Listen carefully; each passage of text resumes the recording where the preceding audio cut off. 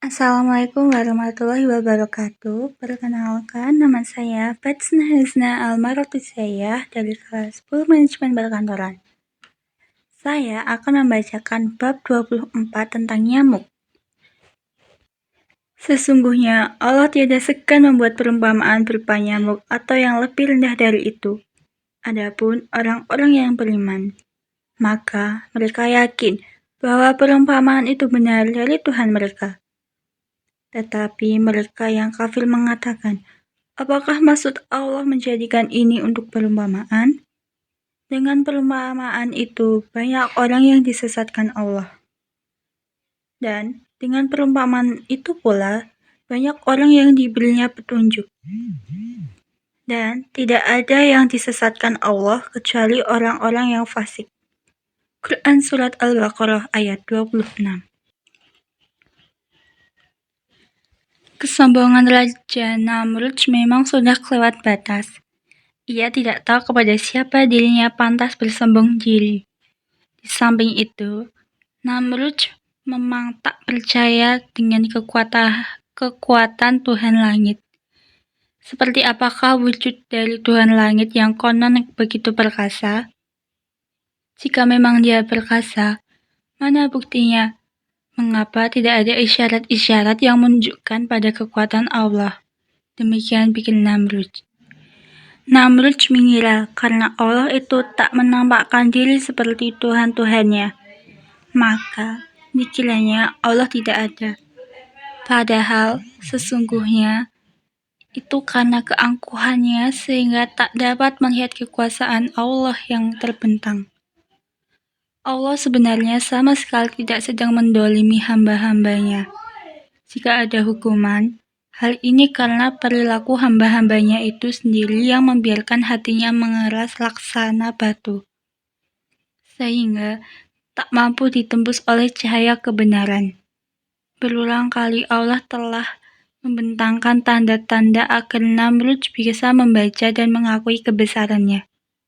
Namun, tiap kali semua tanda kekuasaannya itu dibentangkan, tiap kali itu pula ia menutup dirinya dalam keangkuhan dan kesombongan. Maka, jangan salahkan Allah jika menghukum hambanya yang sombong.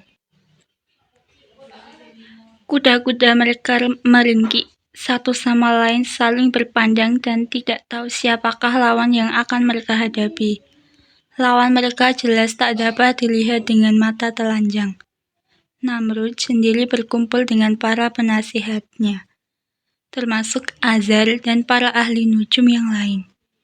Namrud bertanya-tanya, bilakah perlawanan itu menghadang mereka? Jika Allah ternyata tak menurunkan kekuasaannya, berarti memang Allah itu tak ada. Semua itu berarti hanya bualan dari Ibrahim saja. Demikian pikir Namrud. Para ahli nujum itu tak mengetahui kapankah perlawanan itu akan datang. Mereka sama dengan Namrud, terus saja mendongak ke langit dan menunggu pasukan langit itu turun untuk melawan pasukan Namrud. Tak lama kemudian, langit tiba-tiba berubah menjadi hitam. Entah disebabkan oleh apa, tetapi yang jelas bukan awan yang berarak kala musim hujan. Dari langit itu terdengar suara mendenging yang mengejutkan. Sinar matahari bahkan sampai terhalang. Suara apakah itu? Tanya Namrud. Wajahnya menampakkan kecemasan. Aku juga tidak tahu, Paduka. Para ahli nujum juga merasa ngeri dengan suara dengingan yang tak jelas itu. Seakan-akan langit runtuh atau akan ada bahaya besar dari atas sana.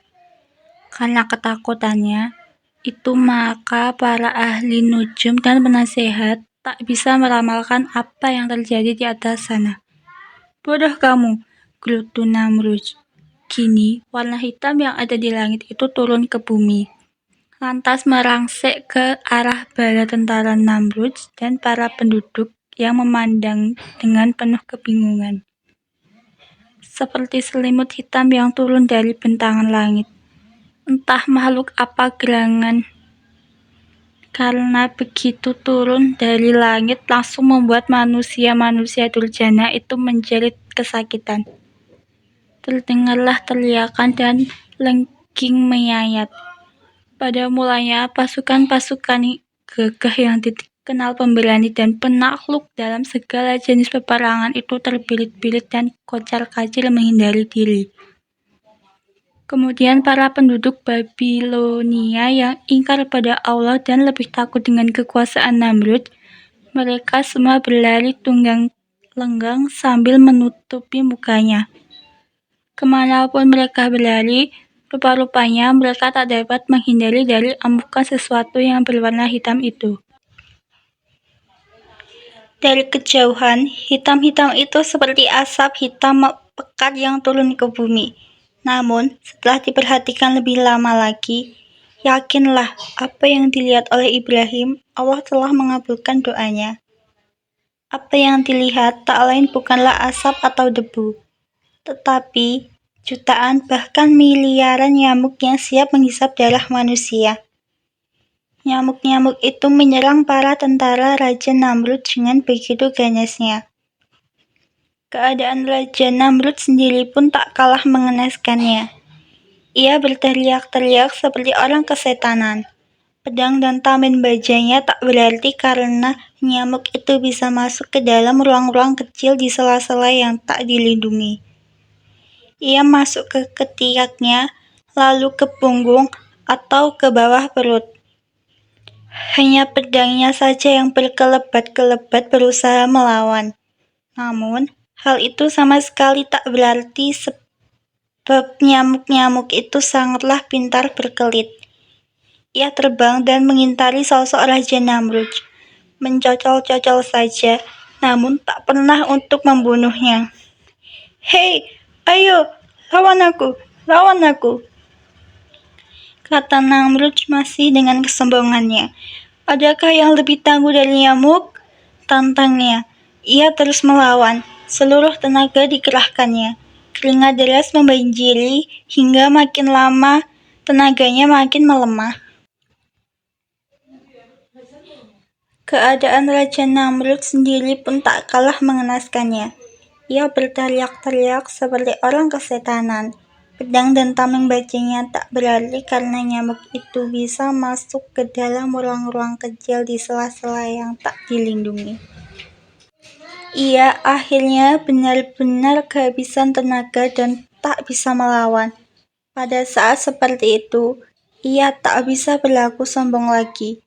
Bahkan katanya, "Hei, minggir kamu, jangan kau gigit aku." Sambil berkata begitu, ia berlari meninggalkan bala tentaranya dan penduduk yang ingkar kepada Allah. Dikiranya, ia bisa menang melawan nyamuk itu karena kemampuannya yang sangat ahli untuk berperang dan berkelahi. Padahal, sesungguhnya kemampuan itu tak ada gunanya bagi nyamuk-nyamuk itu. Seandainya Allah berkehendak, Dia bisa saja membunuh Raja Namrud pada saat itu juga. Tetapi Allah menangguhkan dan membuat Raja Namrud ini tetap hidup. Nyamuk-nyamuk yang tadi menyerang Raja Namrud tak meneruskan mengejar hingga Namrud mati mengenaskan. Meskipun demikian, pengalaman itu cukup mengerikan bagi Namrud. Segera saja ia lari tunggang langgang ke tempat yang lebih rapat sehingga nyamuk-nyamuk itu tak bisa masuk. Sesampai di istananya, ia terengah-engah dan mengunci rapat semua pintu dan jendela. Namrud menyaksikan sendiri bagaimana bala tentaranya itu tewas seperti pohon-pohon yang meranggas karena kekeringan. Ia juga melihat bagaimana ganasnya nyamuk-nyamuk itu menyerang. Tak hanya menghisap darah, tapi juga menggigit daging manusia hingga ketika meninggal tinggal tulang belulangnya saja. Pengalaman itu terlampau menyakitkan bagi Namrud. Seluruh kebesaran dan kejayaan Namrud seakan-akan tak ada gunanya dibandingkan dengan nyamuk-nyamuk itu. Namun, begitu, hatinya tetap bebal. Ia sama sekali tidak merasa kalah. Malah dalam hati timbul dendam. Ia akan memulihkan pasukannya dan menata segalanya dari awal. Hingga suatu saat ia akan membuat perhitungan dengan Tuhannya Ibrahim. Hanya saja bagaimana caranya mengalahkan semua itu masih gelap baginya. Terima kasih. Sekian dari saya. Wassalamualaikum warahmatullahi wabarakatuh.